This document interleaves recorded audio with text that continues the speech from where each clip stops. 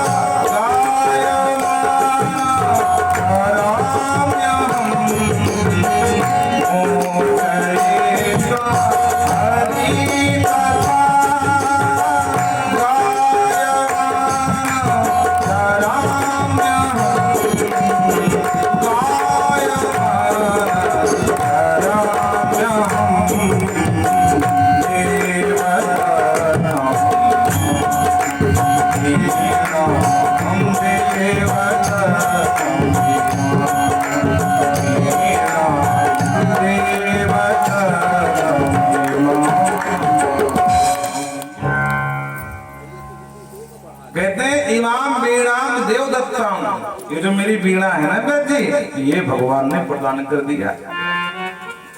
ब्रह्म स्वर ब्रह्म विभूषिताम, जब ये बजती है ना तो पूछो मत।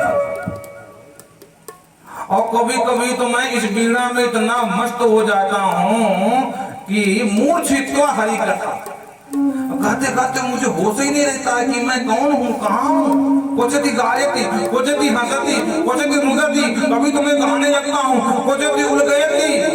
लोक लाज सब मैंने छोड़ दिया, गाते गाते एकदम बावरा हो जाता हूँ। आंखों से झरझर झरझर नेत्र बहने, आंसू बहने लगते हैं नेत्रों से।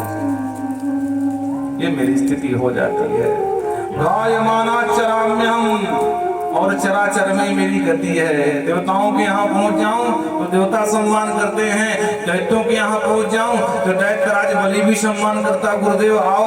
और राक्षसों के यहाँ पहुंच जाऊं, कंस रावण आदि के यहाँ, तो कंस भी कहता वाह गुरुदेव ठीक समय पे आए। रावण भी हमारी चरण वंदना करता है। ये भगवान के नाम का ही प्रभाव है। कहीं चला जाऊं मुझ नारद का सभी जगह सम्मान है। व्यास जी बहुत प्रसन्न हुए।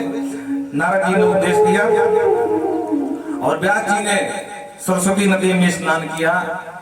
स्नान करके इसी जो चतुश्लोकी भागवत है इसी का विस्तार किया। विस्तार करने के बाद याद आया कि इसको किसके दें भाई, कौन होगा इसका वास्तविक पात्र। तो अपना बेटा याद आया, पर वो तो घर में है नहीं, क्या करें। तो 2-4 भागवत के श्लोक अपने दूतों को सिखाया, रटाया और हवन के लिए लकड़ी बीनने गए थे बेचारे। तो बैठे बैठे लकड़ी बीन रहे थे और गीत श्लोक भी गा रहे थे। और वहीं कहीं एक गुफा में एकांत नितांत प्रशांत मन से सुखदेव प्रभु समाधि पर बैठे हुए थे। और जो श्लोक कान में पड़ा बावरे हो गए।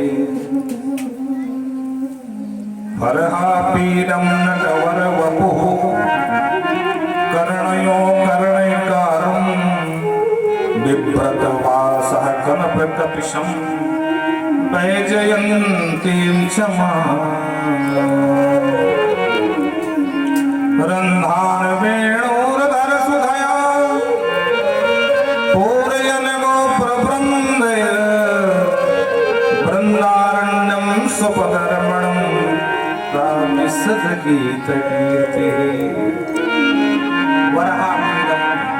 मोर का पंख लगाए हुए नट बने हुए नटनागर कन्हैया, कानों में कनेर के पुष्प खोसे हुए हैं, पीला पीतांबर है, बैजंती की माला है, और कमर में फेंटा बंधा हुआ है। उस कमर में जो है जो भोग सामग्री है जो मैया देती है ना, उसके जो टिफिन आदि हैं वो भी खोसे हुए हैं, और मंद मंद मुस्कुरा रहे कन्हैया, और अधर से बांसुरी में सुर फूंक रहे हैं, और अपने ग्वाल वालों के संग में हैं।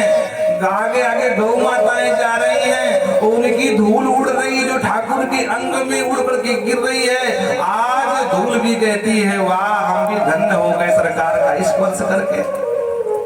अपने ही ग्वाल बालों के संग अपनी ही कीर्ति का बखान सुन रहे हैं, अपना ही यश गान सुनते हुए प्राविशद गीत कीर्ति ही आज वृंदावन में प्रवेश कर रहे हैं। प्रेम से बोलो वृंदावन बिहारी लाल की जय।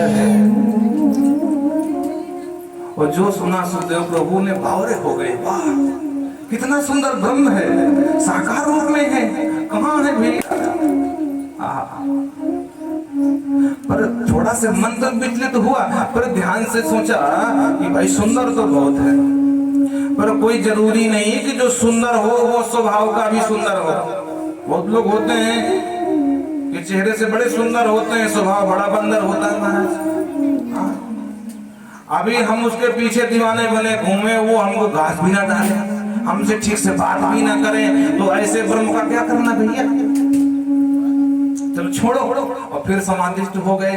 तब तक एक दूसरे शिष्य ने दूसरा श्लोक गाया, और इसमें भगवान की खूब करुणा का बखान गाया गया है। भगवान बड़े ही करुणा सागर हैं। अहो बकीयं स्तनकालकूटं जिघासया पाययदप्पसाध्वी